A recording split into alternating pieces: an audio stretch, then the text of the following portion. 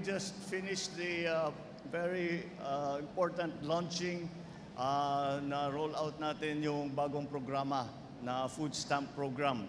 At ito po ay mga ating ginagawa para we are looking after not only the amount of food that people are eating, but also the nutritional value of what they are eating. So we are able to monitor that so we can advise people on how to balance their diets. So ganun lang kasimple, but we are only starting. We will soon have it nationwide.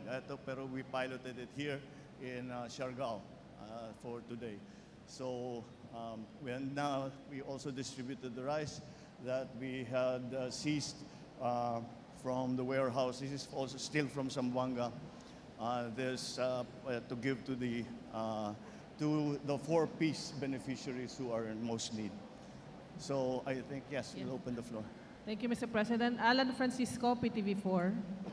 Hi, ma'am. Hi, sir. Magandang hapon. Sir, I have 2 questions. Number 1, since na-launch itong Walang Gutom food stamp, ilang buwan after nun, sir? So far, kamusta ang assessment ninyo? And my next question would be, kapag sakali man pong maubos na yung mga na-confiscate na bigas, paano po masusustain ng gobyerno yung pamahagi po ng bigas sa ating mga kababayan? Thank you, sir. Well, okay. The first part. Well, we just started with the food stamp program, and we're still in the pilot stage right now. But so far, I have to say, mukhang maganda naman ang nagiging resulta. The key always is how to make it accessible to ordinary citizens. So, like the technology must be sufficiently good that it's easy for anyone to pick up the habit of how to use it. So far, maganda naman kasi. Maganda yung programa na ginagawa ng World Food Program. Tinulungan tayo ng UN dito sa World Food Program. Tinulungan tayo ng France. Tinulungan tayo ng ADB. Ito po ang mga naging partner po natin sa pagbuo ng food stamp program. And right now, I would have to say that it's proceeding smoothly. And we will be upscaling it. Where is Rex? Within the next month or so. We are aiming at the next phase of this rollout. We are already looking to 30,000 families to be beneficiaries.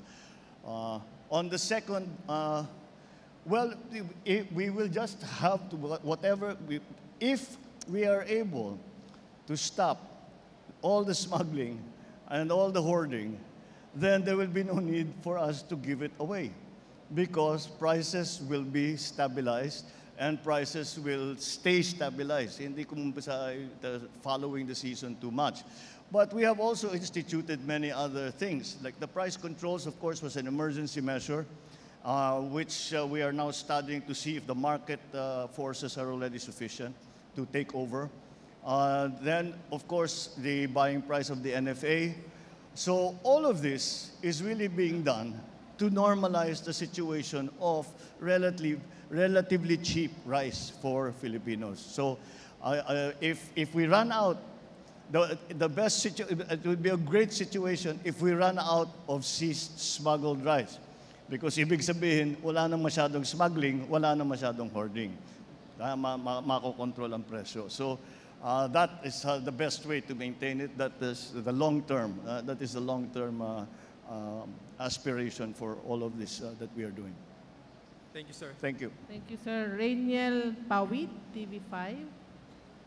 Good afternoon, Mr. President. Hi, good afternoon. Yes, Mr. President, in regards pa rin sa agri, meron tayo nung suspension nyo po nung pass-through fee sa mga LGU. Pass-through fee. Yes. Yes, yung mga sa vehicles na kukuhanan sila ng bayan.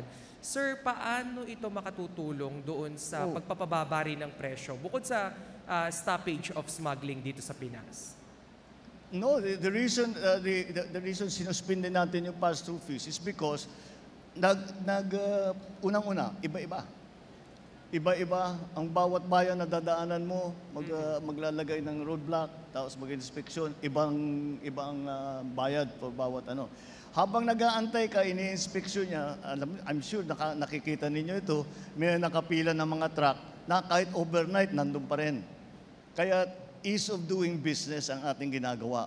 We are doing this to ease doing business and to lower the cost of transportation.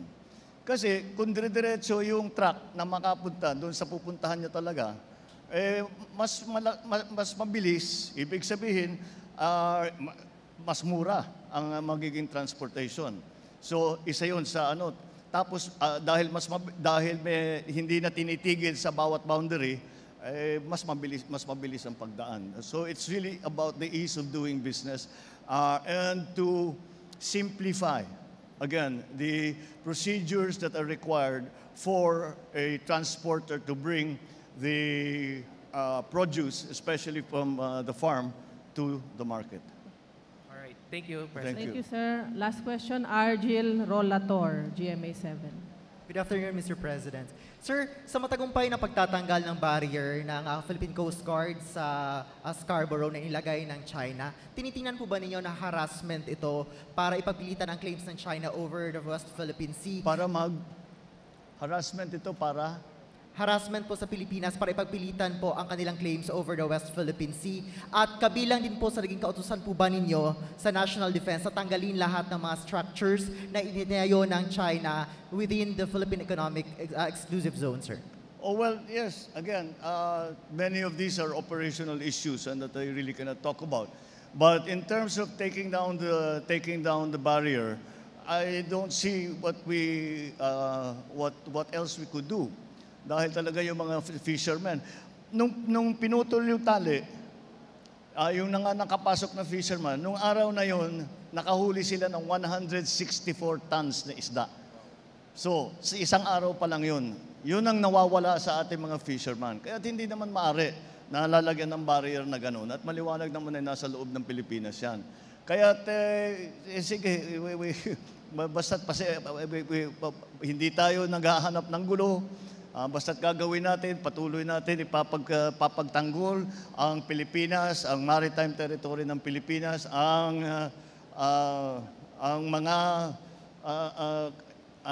karapatan ng mga fisherman natin na mangisda doon sa mga areas kung saan sila nangingisda daan-daang taon na. Kaya hindi ko maintindihan ba't nagbago na ganito. Kaya basta't kagaya ng sabi ko, hindi umiiwas nga tayo sa gulo, umiiwas tayo sa mga maiinit na salita, ngunit matibay ang ating pagdepensa sa teritoryo ng Pilipinas. Thank you, sir. Thank you, sir. Thank Thank you. you, Mr. Thank you. President.